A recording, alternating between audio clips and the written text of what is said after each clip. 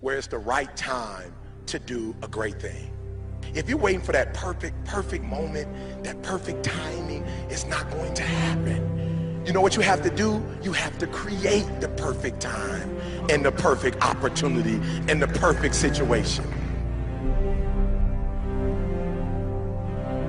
So that a lot of people become comfortable.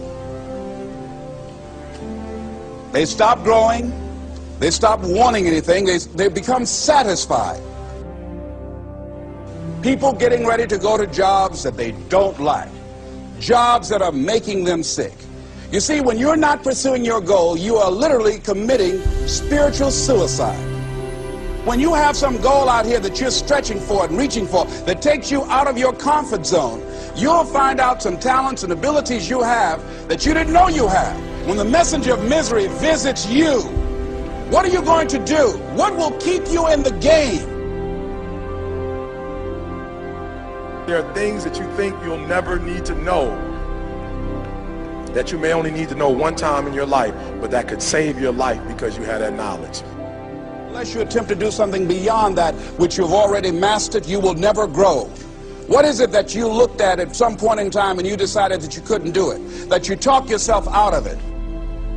You're waiting on your next door neighbor to make it happen for you. It may not happen. If you're waiting on your mother or your father, they may be so ancient in their thinking that they don't understand this opportunity that you have. And if you're waiting on them, it may never get done. You don't beg average people to be phenomenal. You don't beg good people to be phenomenal. You just are phenomenal, and you will attract phenomenal. What reason can you remember that you can call on, that you can reach on, that can make you get back up? Find that reason. If you're not where you are, if you're not where you want to be, if you don't have what you want to have, if you're not where you think you should be at this particular place, it has nothing to do with the system, but it has everything to do with the fact that you're not making the sacrifice. I want you to make that dream become a reality, because if you don't, you will be working for somebody else to make their dreams become a reality. Everybody is against you or don't believe in you no more. And let me tell you something, that's a lonely feeling. It's a lonely feeling, particularly people that you're doing it for. Most people take their greatness, take their ideas to the graveyard with them. Listen to me, if it was easy, everybody would do it. There are people right now who are working who don't want to work. There are people who hate their jobs, but they keep getting up to do it. The wealthiest place on the planet is the graveyard. Because in the graveyard we will find inventions that we never ever were exposed to. Ideas, dreams that never became reality. Hopes and aspirations that were never acted upon. Question is, what are you going to do with your time?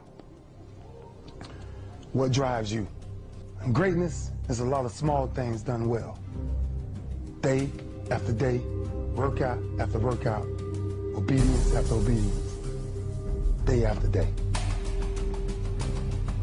When things don't work out for you, when things happen that you could not anticipate, what are the reasons that you can think of that can keep you strong?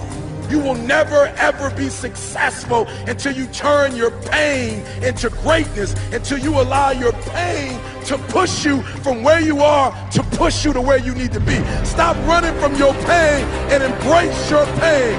Your pain is going to be a part of your prize, a part of your product. I challenge you to push yourself.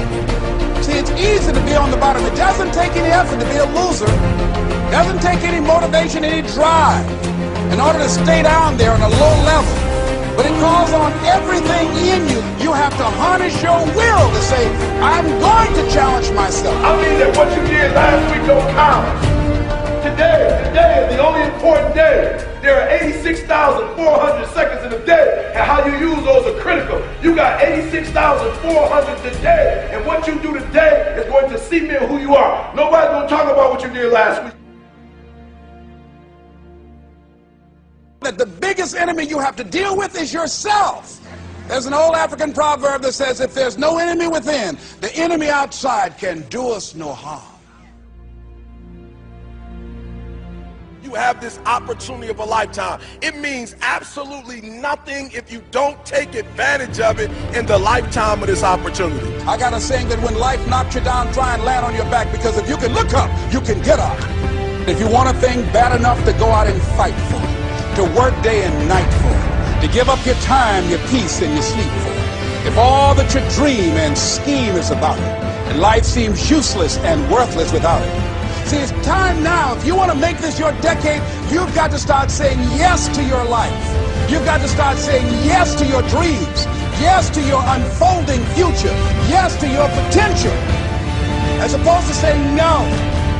When you die, die on E. Leave no dream left behind, guys. Leave no opportunity left behind. When you leave this earth, accomplish every single thing you can accomplish. Listen to me, you're going to be here one day, but you'll never get here if you give up, if you give in, if you quit. And finally, guys, you got to want to succeed as bad as you want to breathe.